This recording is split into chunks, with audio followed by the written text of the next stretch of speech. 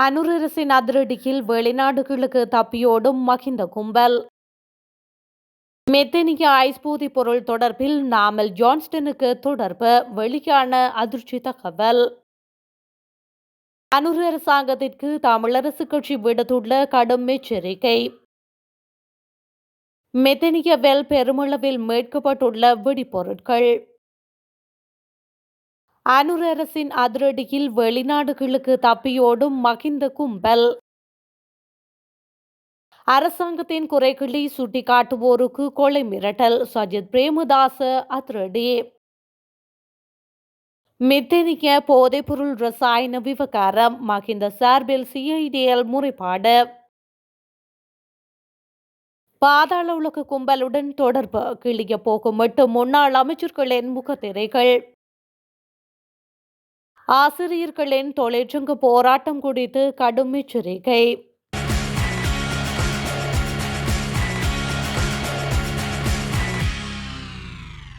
இலங்கையில் செயல்படும் போதைப்பொருள் வலையமைப்புடன் முன்னாள் ஆட்சியாளர்கள் என மகிந்த ராஜபக்ஷ மற்றும் அவருக்கு நெருக்கமானவர்களுக்கு நெருங்கிய தொடர்புள்ளதாக பாதுகாப்பு பிரதி அமைச்சர் சுனில் வட்டக்கல தெரிவித்துள்ளார். போதைப்பொருள் வலையமைப்பின் பின்னணியில் செயல்பட்ட பிரபல அரசியல்வாதிகள் சிலருக்கு எதிராக தராதரம் பாராது சட்ட நடவடிக்கை எடுக்கப்படும் என அவர் குறிப்பிட்டுள்ளார்.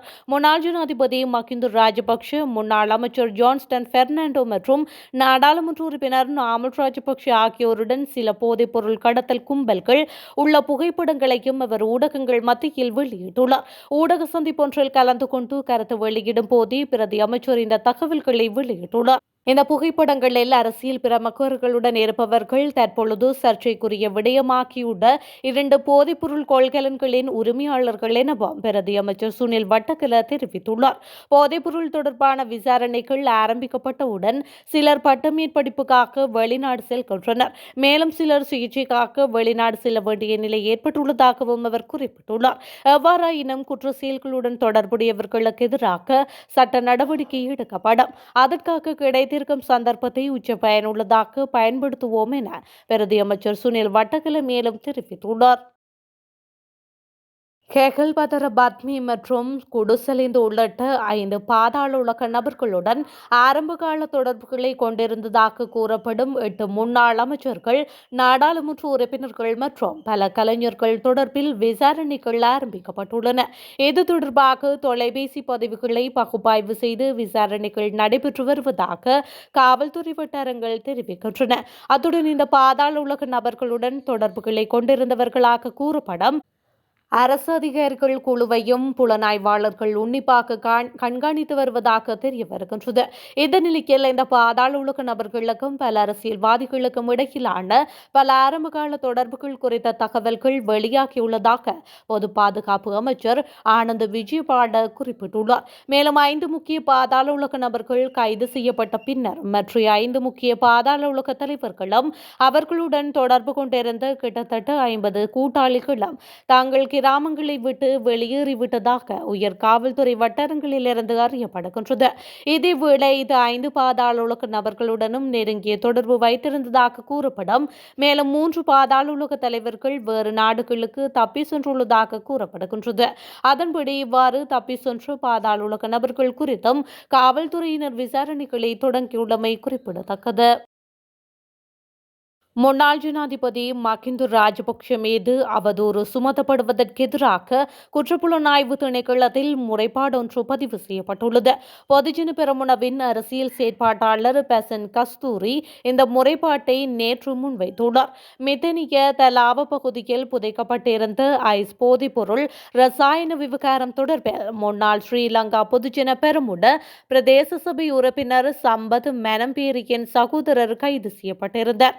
தற்பொழுது தடுப்பு காவலில் வைக்கப்பட்டுள்ள பெக்கோசமனின் நடாத்தப்பட்ட விசாரணைகளின் பின்னரே இந்த கைது நடவடிக்கை இடம்பெற்றுள்ளது.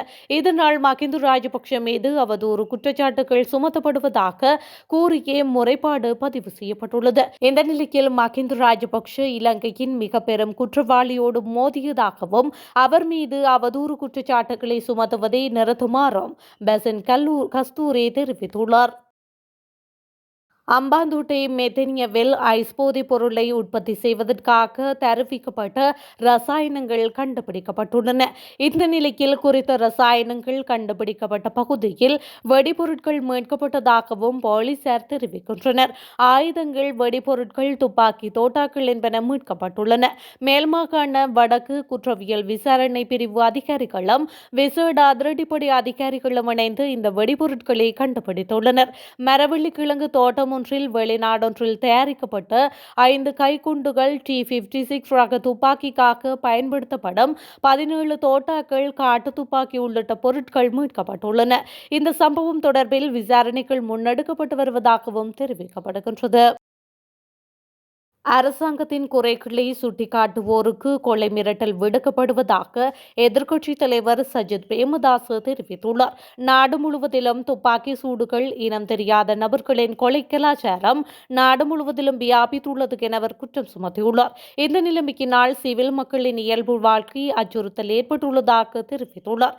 சிவிலியன்கள் மட்டுமன்றி ஊடகத்துறையில் பணியாற்றுவோர் மற்றும் சமூக ஊடக செயற்பாட்டாளர்களுக்கு கடும் பாதுகாப்பற்ற நிலை உருவாக்கியுள்ளது என அவர் சுட்டிக்காட்டியுள்ளார். தேசிய பாதுகாப்பு குறித்து பாடம் நடாத்த முடியும் என இந்த அரசாங்கம் தேர்தல் பிரச்சாரங்களின் போது கூறியதாக தெரிவித்துள்ளார். எனினும் தேசிய மக்கள் சக்தி அரசாங்கம் ஆட்சி பொறுப்பினை ஏற்றதன் பின்னர் நாட்டில் கொலை கலாச்சாரம் நகரங்களிலிருந்து பல நகரங்களுக்கு நகர்ந்துள்ளது எனவும் அவர் குறிப்பிட்டுள்ளார். கொழும்பில் ஊடகங்களிடம் கருத்து வெளியிட்ட போதே அவர் இந்த கருத்துக்களை வெளியிட்டமையும் குறிப்பிடத்தக்கது. ஆசிரியர்களின் தொழிற்சங்க போராட்டம் தொடர்பில் கடும் எச்சரிக்கை விடுக்கப்பட்டுள்ளது.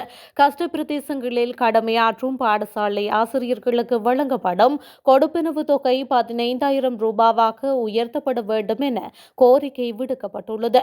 இலங்கை ஆசிரியர் சங்கத்தின் பொதுச் செயலாளர் ஜோசப் ஸ்டாலின் இந்த விடயத்தை தெரிவித்துள்ளார். கடந்த 2006ஆம் ஆண்டின் பின்னர் கொடுப்பனவு தொகை அதிகரிக்கப்படவில்லை என அவர் தெரிவித்துள்ளார். அதிகஷ்ட பிரதேச பாடசாலை ஆசிரியர்களுக்கு 2,500 ரூபாவும், கஷ்ட பிரதேச பாடசாலை ஆசிரியர்களுக்கு 1,500 ரூபாவும் தற்பொழுது வழங்கப்படுகின்றது. கடந்த 20 ஆண்டுகளில் ஆசிரியர்களின் வாழ்க்கை செலவு 100% வீதத்தினால் உயர்வடைந்துள்ளதாக தெரிவித்துள்ளார்.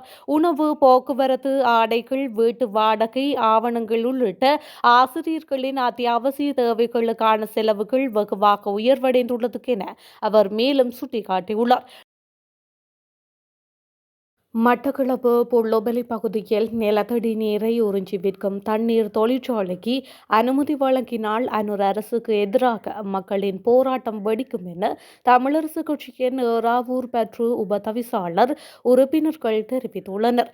இதுகுறித்து ஊடகவியலாளர் சந்திப்பில் சிரேஷ்ட ஊடகவியலாளரும் ஏறாவூர் பற்று பிரதேச சபை உறுப்பினருமான நிலாந்தன், ஏறாவூர் பற்று பிரதேச சபை உபதவிசாளர் சர்வானந்தன் உட்பட உறுப்பினர்கள் மேற்கண்டவாறு தெரிவித்துள்ளனர். அதன்படி குடிநீர் என்பது ஒரு விற்பனை பொருள் அல்ல. அது இறைவினால் மனிதர்களின் உயிரிழங்களின் தாகத்தை போக்குவதற்காக படைக்கப்பட்ட இயற்கை வளம். அதனை உறிஞ்சி விற்பனை செய்வதற்கு அனுமதி வழங்குவதை தேசிய மக்கள் சக்தி அரசாங்கம் நிறுத்த வேண்டும் என்று அவர்கள் மேலும் குறிப்பிட்டுள்ளனர்.